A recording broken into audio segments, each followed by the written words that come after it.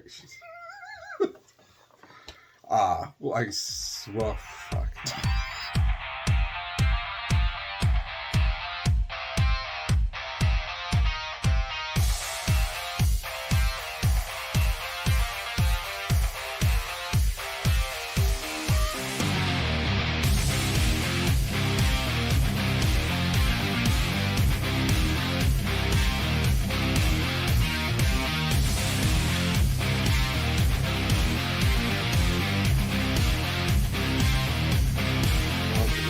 Yeah, that's it.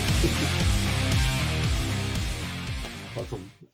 We decided to start something else. You know, we do top 5 actors. We've done top lists, top 4s, top 8s, top 10s of movie genres and stuff.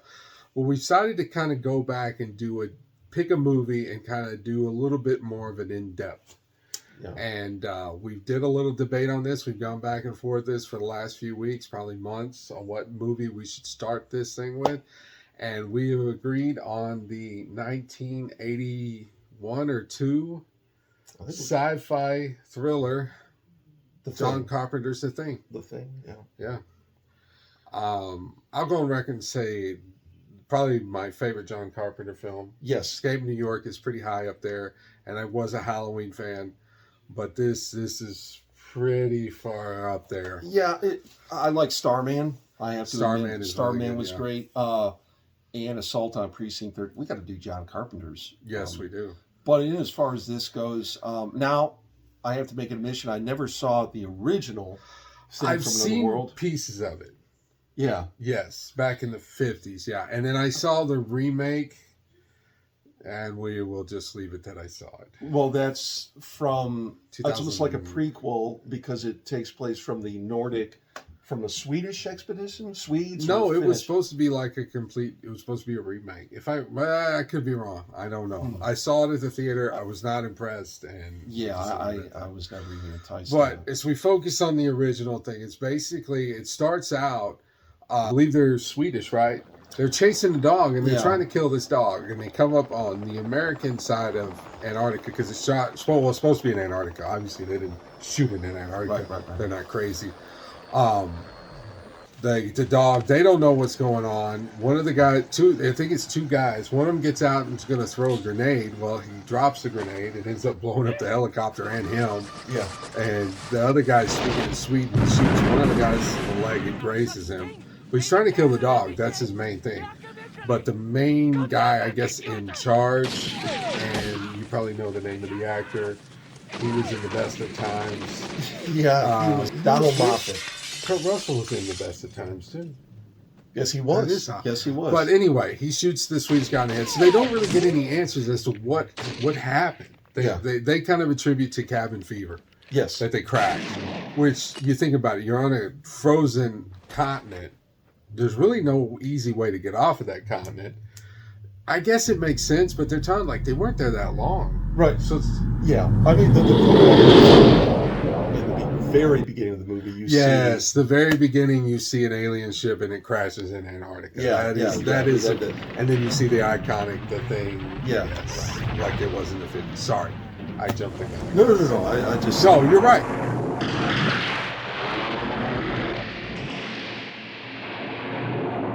No, I just... No, you're right. You're right. But you don't really get an explanation. And I love the scene at the beginning with Kurt Russell. He's playing chess.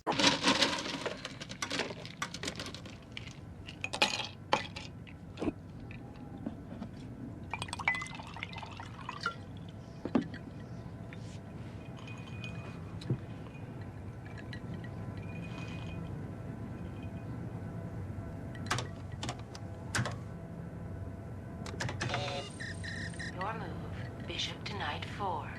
My move, knight to rook 3. Poor baby, you're starting to lose it, aren't you?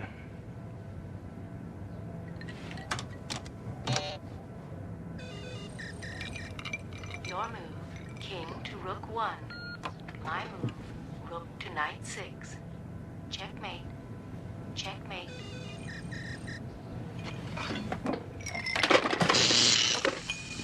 Cheating bitch. But anyway, so they want to go to this Swedish camp, and Kurt Russell is the pilot, and he takes the doctor there, and it's just in shambles.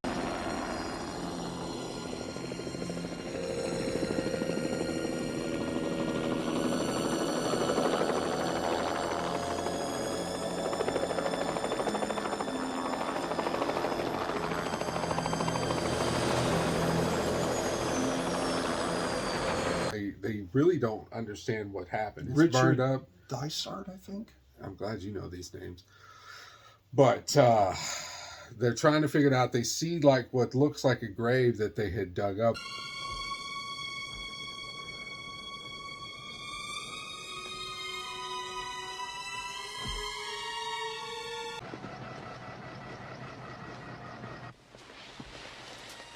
We found this.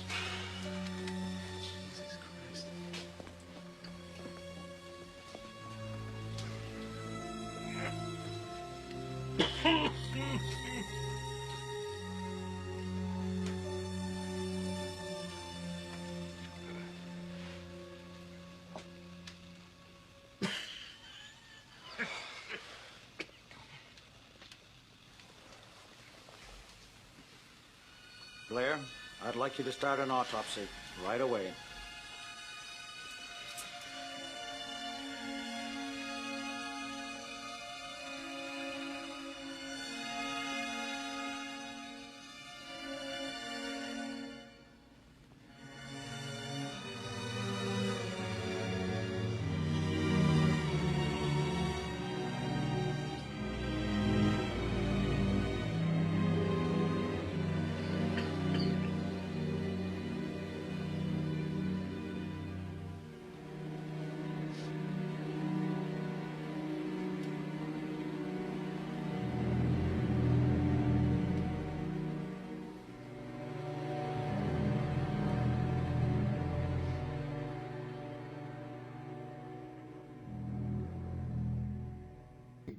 Do an autopsy of it.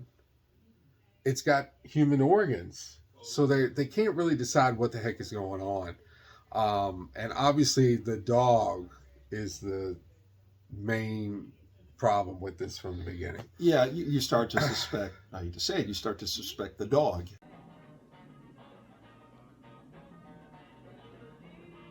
There's a scene where the dog is walking around and he walks in this room, and I was reading too that Carpenter used like a producer to be the shadow of the face, So it's deliberately you ambiguous, deliberately have no idea Right. who is going to be the thing, you know? And you still don't really know what is going on until they put the dog with the other dogs. Yeah, That's when things start to hit the fan.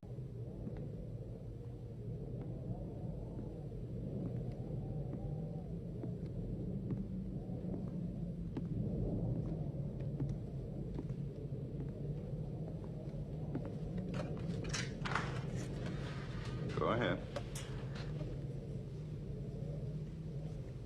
Go ahead. What are you waiting for?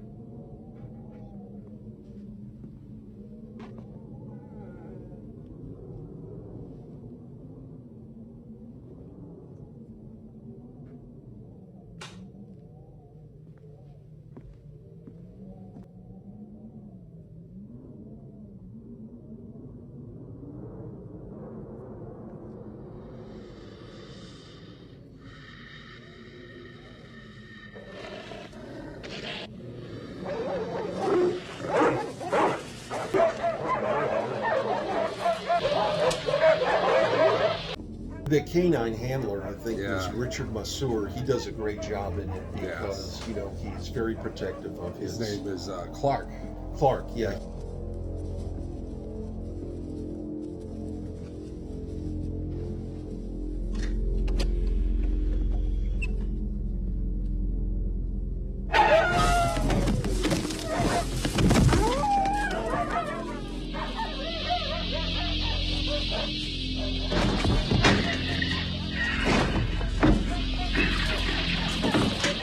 Clark, yeah, he's very protective of his animals. Yeah. He's a dog guy. So yeah, it's he goes out there to see what's going on, and there's obviously the shit's hit the fan. Yeah.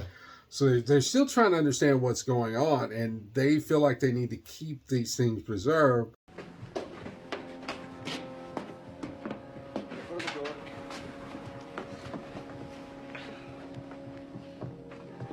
Right.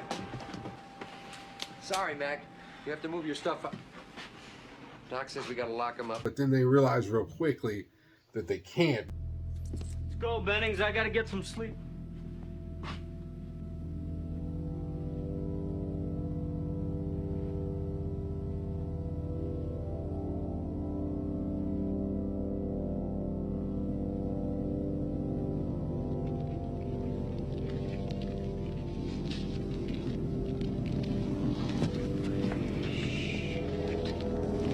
Because every piece of this thing is its own organism, where it's a plot of blood, Yes. A head. Yeah, head starts to grow legs. Oh my gosh! Who did the special effects? I don't know, but Stan he Winston? definitely got an Oscar for it. Yeah, I can't remember offhand. But basically, the whole thing, it just gets out of hand. And at one point, they even think Kurt Russell's a thing because Close that door. Where's McGreedy? I cut him loose on the line up by his shack. Cut him loose. Yeah, we were up checking around his place. I found this. Look, it was stashed in his own oil furnace. Wind must have dislodged it, but I don't think he saw me find it. I made sure I got ahead of him on the tow line on the way back. I cut him loose. McCready? He's one of them. they think that he was transformed, which they don't. And one of iconic scenes is Kurt Russell. So we're going to find out who the thing is. What do you got in mind, McCready? A little test. We're gonna draw a little bit of everybody's blood. We're gonna find out who's the thing. Watching Norris in there gave me the idea that maybe every part of him was a whole. Every little piece was an individual animal with a built-in desire to protect its own life. You see, when a man bleeds, it's just tissue. The blood from one of you things won't obey when it's attacked. It'll try and survive. Crawl away from a hot needle, say.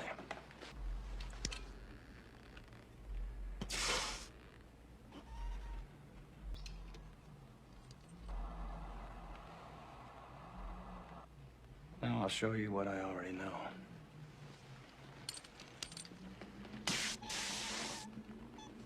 It's a crock of shit. This is pure nonsense. Doesn't prove a thing. I thought you'd feel that way, Gary. You were the only one that could have got to that blood. We'll do you last. Get away from me! McCready! What is it?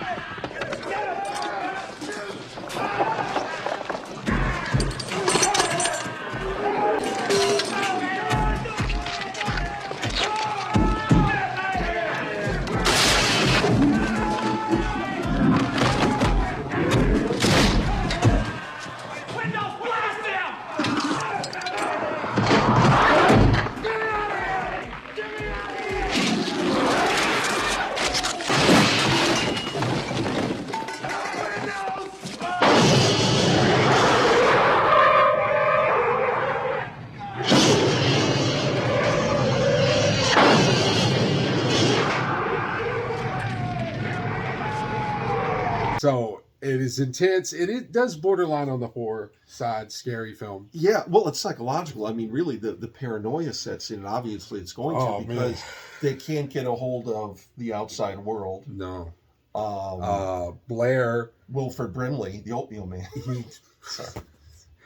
He destroys the helicopter and one of the, I think the communication. He tears that up too. Radio. So yeah. there's no way they can communicate. They have to hold out, but they realize too that this thing is like it could be everybody. Yeah. And another iconic scene is so they find out they figured that the test works and everybody who's not the thing at that point, they have Blair out in the shed. Yeah. Like, hey, they're going to give him a test, but he's gone. He got out, which is crazy. There's a scene that cracks me up where they go and ask him, "Hey Blair, have you heard anything?" He's got a noose tied up, like ready to go, like he's going to use it at any second. It's so weird. I want to come back inside. I don't like it out here. But anyway, so then they find the ship that he's been building. Yeah. And then there's a great scene where Kurt Russell basically says, in a few hours, it's going to be 100 below. And he said that thing wants to go to sleep in the snow and waits for the rescue team. And they're like, we got to do something about it. Yeah. So the rest of the film is they're basically blowing up, which I guess makes sense. But at me, I'm like, isn't there another way we could do this where maybe we could survive this? Well, at that point, they realize the most important thing is to not let it, because if it does get to anywhere in else besides Antarctica, it's game over. It's game over, man. So no, I get it. So they end up taking all out. Kurt Russell, you think is the only one that lives, but then Child shows up. Keith at the end. David, man. The best part of that scene is, he's like, "Something won't last long." He's like, "Neither will we." Well, how will we survive? Maybe we shouldn't.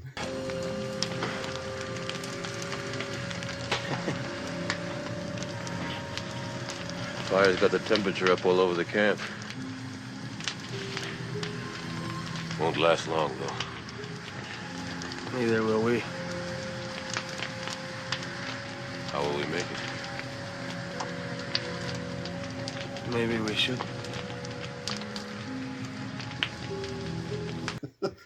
And it's something like, if you're worried about me, and he says, if either one of us has a surprise for each other, we're not in any shape to do anything about it. If we've got any surprises for each other, I don't think we're in much shape to do anything about it. So what do we do? And he said, well, why don't we just wait here and see what happens? And that's how it ends.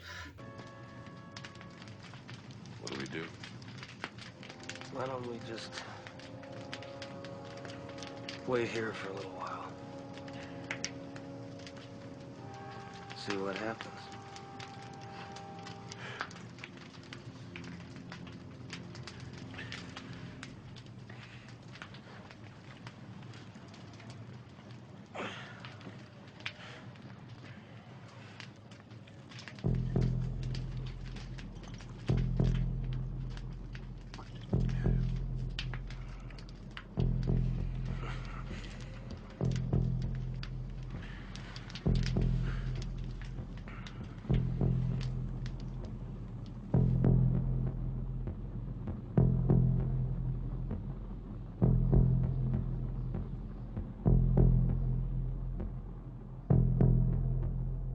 There is a book, I think somebody did a continuation saying that a rescue team did show up and rescue them, and they weren't aliens. I'm not 100% on that. I wonder where that. I do know that there was an alternate ending that I think that Carpenter either wanted to shoot or did shoot, where one of them was the thing. I think there's some to that effect. And as far as cast goes here, I think everyone did a heck of a job. Oh, yes. Kurt Russell's my favorite, but yeah, everybody, and you recognize most of them, and I know the names. Most of the people won't know the names, but if you watch the film, you're like, I've seen that guy somewhere, I've seen that guy somewhere. One of my favorite parts is Moffat when he's tied to the chair, and he says, it's like, are we done yet, or something? Oh, no, because they do him last. Yeah. They do it, and he's human. Yeah. And he's like, I know you gentlemen been through a lot, but if it's not too much trouble, I would not want to spend the rest of this winter tied to this effing couch. Right, yeah. Which is, Childs is the same thing when he's human. He's like, cut me loose, damn it, let me out of here. Well, yeah, because you don't want to, in case someone turns. One of them that turned, and he runs out because they catch him on fire. Yeah. Well, the long shot where you see Kurt Russell throws the dynamite to blow him up. Yeah. He had no idea how big the explosion was. And if you watch with the long shot as he throws it, and it's a big freaking explosion, you see Kurt Russell jump back, and he actually looks like, what the hell was that?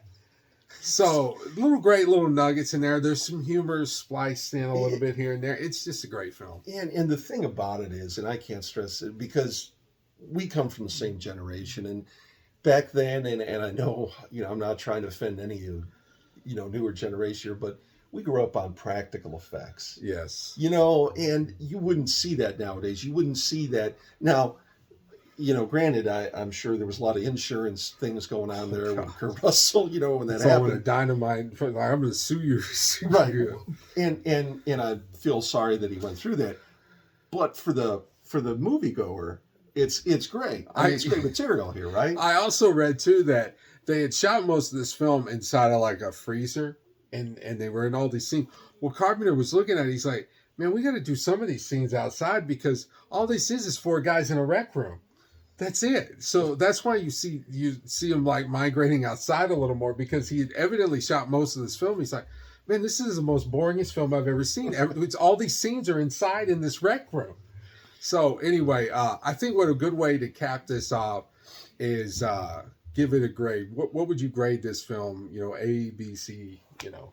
Oh, I'm all for A plus. You know, I'm not, as you know, I'm not a horror fan, but to me, the sci-fi of it and the psychological cabin fever paranoia, heightened paranoia aspect of it just trumps everything else. I give it an A plus too, just because as you look at the special effects from 80, oh my gosh, 82, 81, whatever it was, the special effects of it, and then to have an ending where it's kind of left open to interpretation. I just love that line that Kurt Russell says at the end. He says, "Why don't we just wait here and see what happens?" And he gives Childs the whiskey, and he takes a drink, and it's over. Yeah. So yeah, A plus on our end. If you haven't seen it, recommend seeing it. If you have seen it, go back and watch it, and watch some of those little nuggets that we gave you, and let us know what you think. We'll see you later.